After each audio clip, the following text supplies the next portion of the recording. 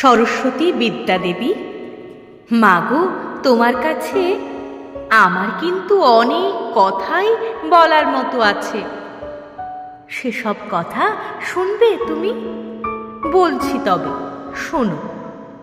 পড়ায় আমার ভালোই মাথা, সন্দেহ নেই কোনো।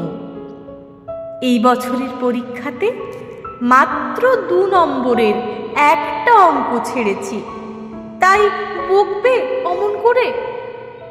মায়ের সে কি চিল চেঁচানি শুনতে যদি তুমি। কেবল বলে আমার নাকি বেড়েছে দুষ্টুমি।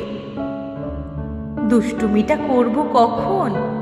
আমার কত কাজ, ঠিক কিরকম ব্যস্ত থাকি আছে কি আন্দাজ? যেমন ধরো, 7 সকালে মা ডেকে দেন বুকে, ঘুম কি অত সহজে যায়? লেগেই থাকে চোখে। তারপরে সেই বিচ্ছিরি দুধ, বিচ্ছিরি বিস্কুট, হুড়মুড়িয়ে তৈরি হয়ে স্কুলে দাও ছুট। ফিরেও বুঝি স্বস্তি আছে? ব্যস্ত সারাক্ষণ, গানের টিচার, আঁকার টিচার, নানান টিউশন। তোমায় কি আর বলবো মাগো, সবই তোমার জানা।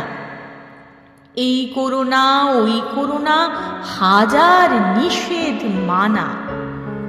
একটা কথা খুব গোপনে তোমায় বলে রাখি, পরের জন্মে মাগো আমায় বানিয়ে দিও পাখি।